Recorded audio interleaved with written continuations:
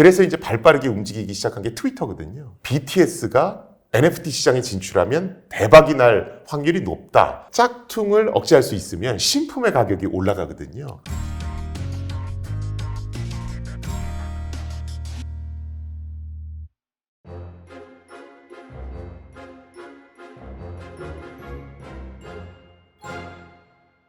이번엔 좀 NFT 좀 얘기를 해볼까 하는데요. 최근에 NFT 시장도 좀 많이 침체가 됐어요.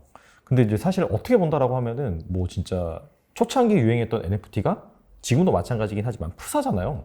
어떻게 보면 정말 그 픽셀 이미지, 뭐 사실 뭐 이미지가 그렇게 훌륭한 것도 아니고 그런 것들이 막 수백억 원대 거래가 되기도 했거든요.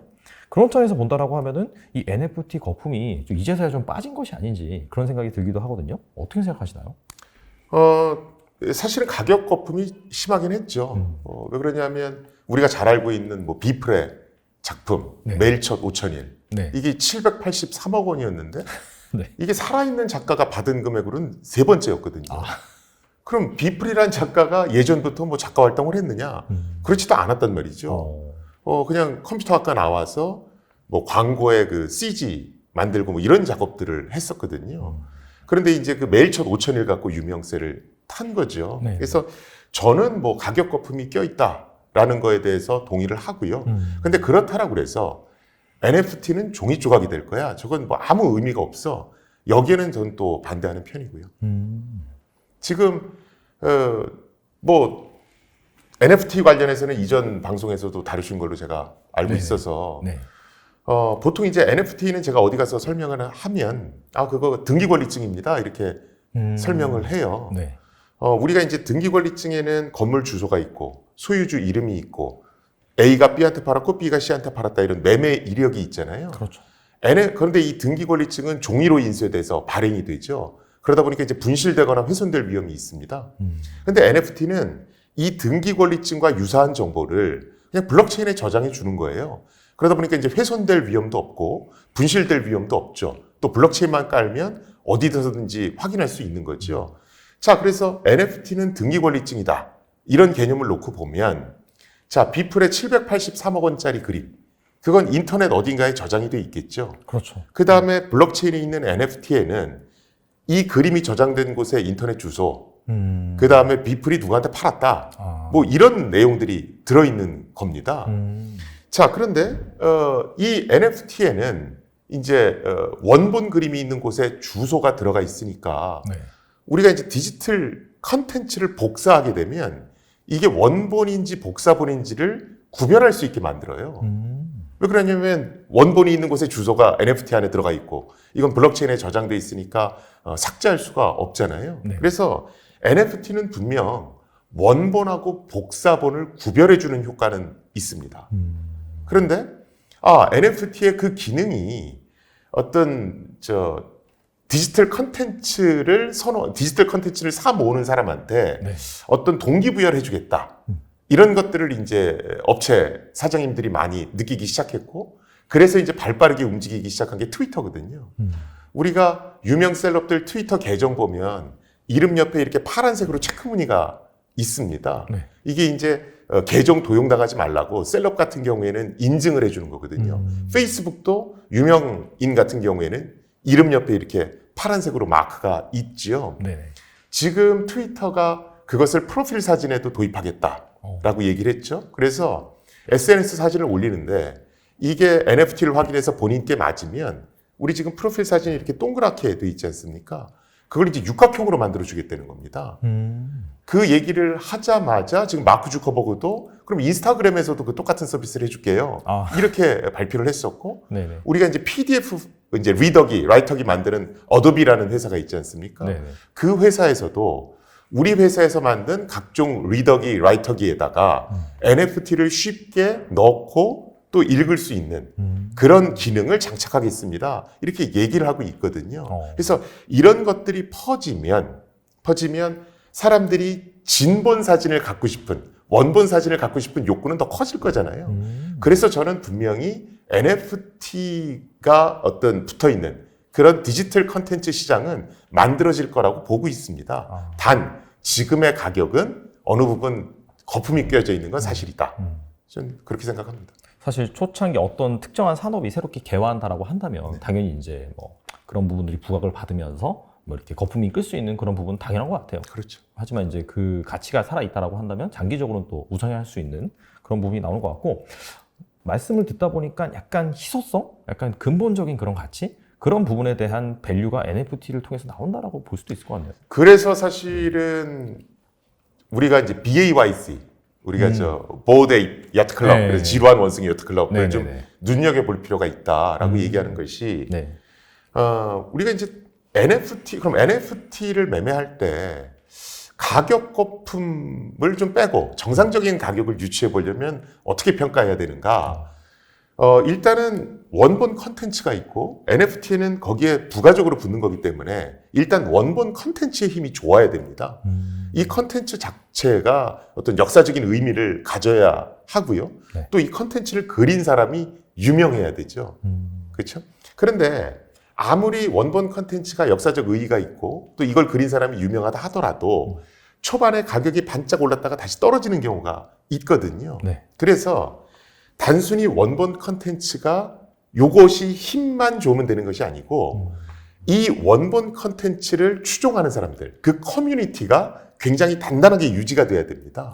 그래서 BAYC가 했던 어떤 비즈니스 모델이 뭐였냐면, 처음에 이 지루한 원숭이 여트클럽 그림을 팔 때 다른 NFT 미술품하고는 다르게 별도의 계약서를 써서 저작권을 같이 넘겼어요. 그래서 내가 그 원숭이 그림을 사면 나는 그 원숭이 그림을 가지고 뭐 옷에 그걸 넣어서 팔 수도 있고 게임 캐릭터로 이용할 수도 있고 내 마음대로 할 수 있는 겁니다. 단순히 컨텐츠가 넘어오는 게 아니라 저작권까지 넘어오니까 굉장히 매력이 있죠. 그렇게 해서 성공적으로 팔았습니다. 그 다음에 한 것이 뭐냐면 여러 가지 이벤트를 열었어요. 뭐 크루즈를 빌려서 네네. 거기에 셀럽들 오라고 그래서 뭐 칵테일 파티를 열었는데 그 칵테일 파티에 가려면 NFT가 붙은 원본 BAYC 그림을 갖고 있어야 됩니다. 이게 이제 커뮤니티를 강화시키는 능력이죠. 이건 또 회사의 비즈니스 모델에 해당하는 거고요. 그래서 이 회사가 팔려는 원본 컨텐츠는 얼마나 힘이 있는가. 또 이 커뮤니티를 지속적으로 유지시켜주기 위해서 어떠한 다양한 이벤트들, 어떤 커뮤니티를 위한 이벤트를 만들 능력이 되는가. 이 두 가지를 사실은 다 봐야 됩니다. 그래야 그 NFT의 가격을 이 정도면 적당하겠다 이렇게 측정할 수 있는 거고요. 바로 그런 이유 때문에 BTS가 NFT 시장에 진출하면 대박이 날 확률이 높다 이렇게 얘기하는 겁니다.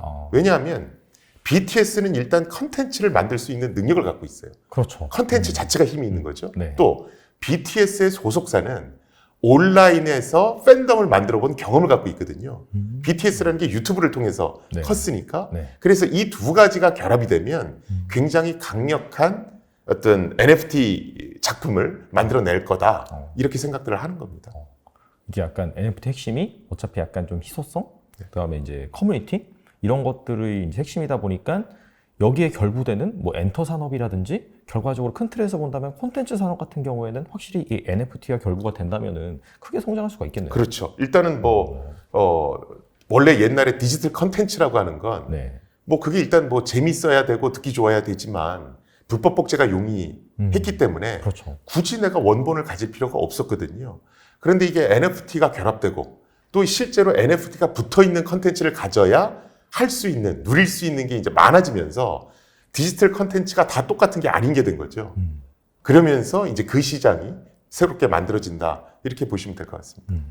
알겠습니다. NFT도 약간 좀 종류가 여러 가지가 있는 걸로 알고 있어요. 네네. 그래서 거기에 대해서 소개시켜 주시면 좋을 것 같아요. 사실 뭐 기술적 원리는 뭐 다 똑같고요. 네. 그래서 그냥 뭐 다 등기 권리증이구나. 그냥 이렇게 보시면 될 것 같고요. 일단은 뭐 아트 부분이 있겠죠. 진짜로 유명한 미술품. 네네. 유명한 미술품에 NFT를 붙여서 그걸 판매하는 거죠. 실제로 굉장히 유명했던 것이 이제 하이브리드 NFT라고 그래서 이 작가가 자신의 그림을 이제 유화로 그렸습니다. 그 다음에 그 유화로 그린 걸 똑같이 디지털화 시켜서 NFT를 붙였어요. 그 다음에 이걸 이제 판 겁니다. 팔았는데 한 달 동안 이걸 구매하는 사람에게 생각할 시간을 줘요. 생각할 시간이요. 유화를 가져가겠습니까? 아. NFT가 붙은 어. 디지털 작품을 가져가겠습니까? 어. 유화를 가져가겠다 그러면 네. 디지털 작품을, 즉 NFT가 붙은 디지털 작품을 없애버립니다. 저는 NFT 작품을 가져갈게요. 그럼 이 유화를 없애버리는 거예요. 오. 이게 아주 비기틀을 쳤습니다. 되게 약간 센세이션하네요. 네네. 진짜. 이런 것들은 이제 진짜 미술품을 대상으로 하는 NFT죠. 이걸 이제 아트 NFT 이렇게 얘기하고요. 아. 또 요새 이제 이슈가 되고 있는 게임형 NFT도 있습니다. 우리 네. P2E 게임 그러면서 아, 그렇죠. 게임 아이템에다가 NFT를 붙여서 개인 간의 직거래가 가능하도록 만드는. 그래서 이런 것들을 뭐 이제 게임형 NFT 이렇게 얘기하고 있고요. 네. 그 다음에 이제 메타버스에 붙는 메타버스형 NFT가 있습니다. 뭐냐면 이제 가상부동산. 그럼 가상부동산 거래할 때 네. NFT 붙여야 될 거 아니에요? 등기권리증이니까. 네네. 또 메타버스에 있는 각종 아바타가 착용하고 있는 아이템. 여기에 붙이는 NFT. 그래서 이런 메타버스형 이제 NFT가 있고요. 또 이제 컬렉터블 NFT 그래서 뭐 NBA 탑샷 같이 스포츠 카드를 디지털화 시켜서 거기에 NFT를 붙이는 그런 형태의 어떤 컬렉터블 NFT 이렇게 시장들이 형성돼 있다고 보시면 되겠습니다. 알겠습니다. 근데 교수님 말씀하신 거 첫 번째 케이스 어떻게 되는지 궁금하거든요. NFT를 사갔는지 네. 아니면 실제 유화를 사갔는지.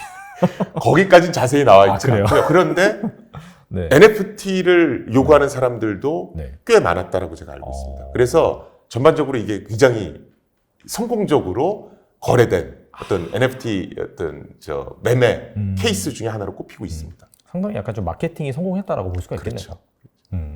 알겠습니다. 앞서서도 그 엔터 그런 산업의 사례, 이게 약간 좀 뭐 하이브 기반으로 NFT를 발행하면은 뭐 약간 좀 콘텐츠의 밸류가 올라가는 그런 부분이 있다고 말씀하셨는데, 그래서 그 기업들이 지금 NFT 시장에 막 뛰어들고 있잖아요. 네. 어떻게 본다면 이런 사례들이 또 장점을 기반으로 계속해서 발전할 수 있다는 그런 증거가 될 수 있을 것 같은데, 또 최근에 명품 업체들이 네. NFT에 뛰어든다고 들었습니다.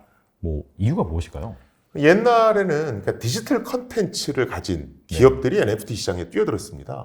뭐 게임 업체라든가 아니면 말 그대로 화가들이 디지털로 작품을 만들어서 그걸 뭐 NFT 시장에 내놓는다든가.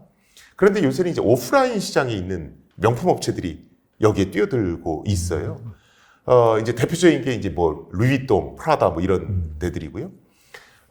명품 업체들이 명품을 팔면서 과거에는 이제 종이로 된 품질 보증서를 줬죠. 네. 그런데 이 품질 보증서를 NFT로 만들겠다는 겁니다. 그래서 NFT에 보면 백에 일련 번호가 있고 어떤 가죽을 썼고 어떤 화학 처리를 해서 어느 백화점에서 누구한테 팔렸다. 요 내용이 들어있는 거예요. 명품 업체가 왜 NFT 시장을 들어갔느냐? 명품 업체가 왜 NFT를 이용해서 품질 보증서를 발행했는가? 이 NFT에는 매매 이력이 남습니다. A가 B한테 팔았고 B가 C한테 팔았고 품질 보증서를 NFT로 대체할 경우에 요 기록이 남게 되고 그러면 중고 시장에서 짝퉁이 유통되는 걸 억제할 수가 있습니다. 그래서 짝퉁을 억제할 수 있으면 신품의 가격이 올라가거든요. 그러겠네요, 진짜. 그렇죠. 그래서 사실은 같은 논리로 도요다도 차량 품질 관리를 NFT로 하겠다. 그래서 그 프로젝트를 지금 진행 중에 있습니다. 그래서 일단은 어떤 중고 시장을 컨트롤하겠다라는 목적이 하나 있고요. 두 번째로는 이렇게 NFT를 이용하면 기존에 없던 시장이 또 만들어집니다. 예를 들어 유명 셀럽이 자신의 명품백을 자선바자 행사에서 내놨어요. 그럼 그 기록이 이제 NFT에 남겠죠.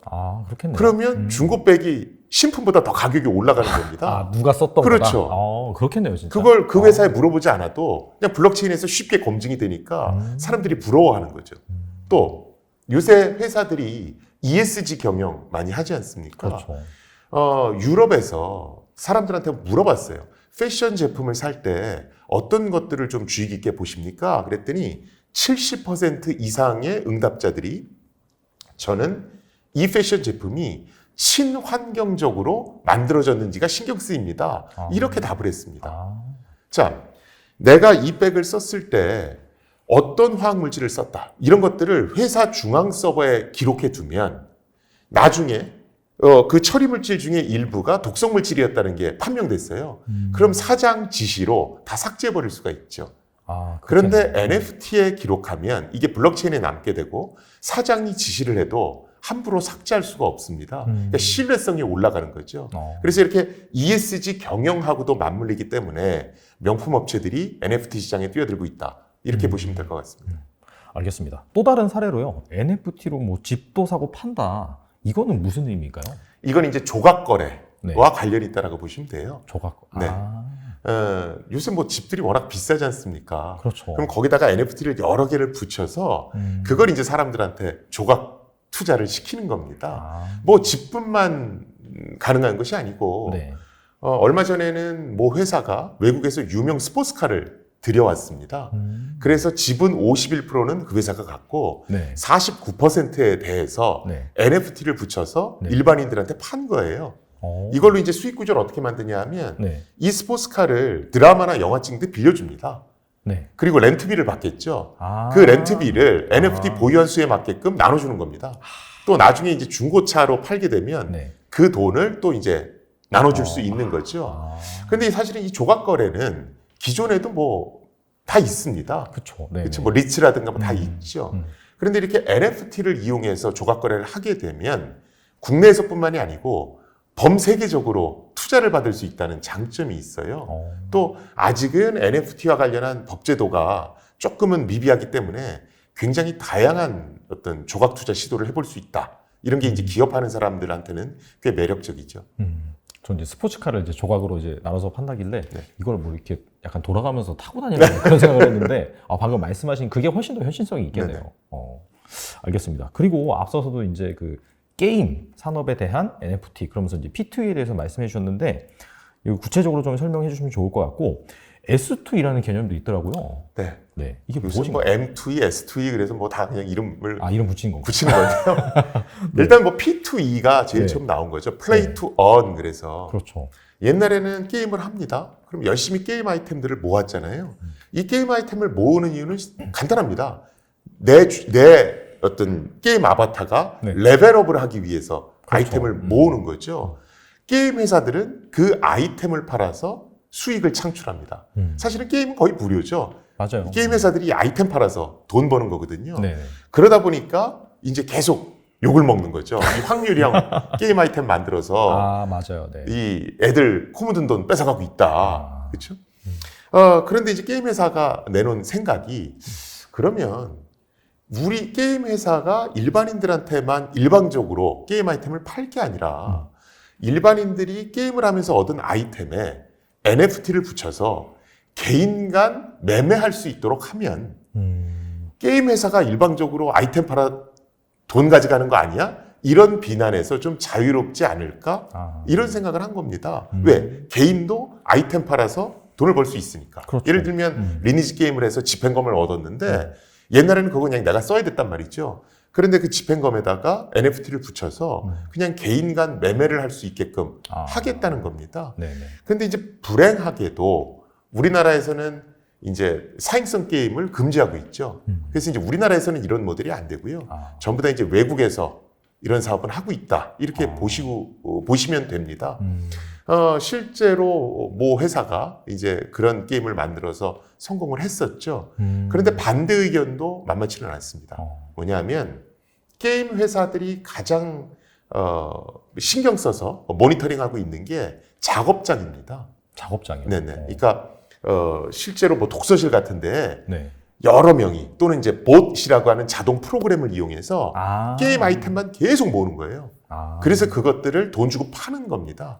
이걸 이제 작업장이라고 얘기를 하거든요. 그런데 이 작업장의 존재는 게임한테는 아주 치명적입니다. 뭐냐면 게임이라는 게 열심히 해서 레벨이 올라가는 그 희열이 있거든요. 그렇죠. 그 성취감에 하는 그렇죠. 거죠, 그것 때문에 이제 돈을 계속 넣는 거란 말이죠. 네. 그런데 이 게임을 처음 하는 사람이 막대한 돈을 가지고 아이템을 사는 거예요. 그래서 내가 순식간에 레벨업이 되는 거죠. 이러면 게임할 맛이 안 나거든요. 빈익빈 부익부 현상이 발생하기 때문에. 그래서 게임 업체들은 이 작업장 단속을 굉장히 철저하게 합니다. 그래서 이게 프로그램을 이용해서 아이템 수집하고 있는 거 아니야? 뭐 또 해외 작업장들은 어디 있어? 뭐 이런 것들을 전부 다 모니터링 하거든요. 그런데 이 P2E 게임이 흥행에 성공하게 되면 이제 작업장이 범람할 소지가 있습니다. 아, 그래서 실제 게임 업체를 네. 운영하시는 분들 중에는 이 P2E 게임에 굉장히 거부감을 보이시는 그런 분들도 있습니다. 아직까지는 이 P2E 산업이 제대로 뭐 활성화되지 않았기 때문에 그런 부작용은 적을 수 있지만은 이게 확실히 좀 예상되는 부분이긴 하겠네요. 그렇죠. 이 P2E 게임이 잘못하면 게임 자체의 재미를 반감시켜서 게임 산업 전체를 붕괴시킬 수도 있다. 이렇게 보고 있는 거죠. 그래서 저도 뭐 그 의견에는 동감하고 있고요. 그래서 P2E 게임이 과연 긍정적인 측면이 더 많을지 아니면 부정적인 측면이 더 많을지는 시간을 두고 좀 더 연구해 볼 그럴 필요는 있습니다. 이 P2E 게임에서 이제 파생된 게 뭐 S2E, M2E 뭐 이런 거죠. 네. S2E는 이제 서비스 투 언 그래서 뭐 어떤 서비스를 받으면서 뭐 돈도 번다 뭐 이런 얘기입니다. 옛날에 쿠폰 주는 거 네네. 비슷하다고 생각하시면 됩니다. 그래서 기존의 어떤 P2E 게임에서 그냥 네. 용어만 계속 바뀌면서 이제 좀 NFT 응용 분야를 좀 다양하게 만들어 보겠다. 네, 그렇게 보시면 될 것 같아요. 확실히 뭐 부작용도 있을 것 같지만은 그럼에도 불구하고 확실히 그런 다양한 산업에 활용될 수 있는 그런 부분이 있는 것 같아요. NFT 같은 경우에는.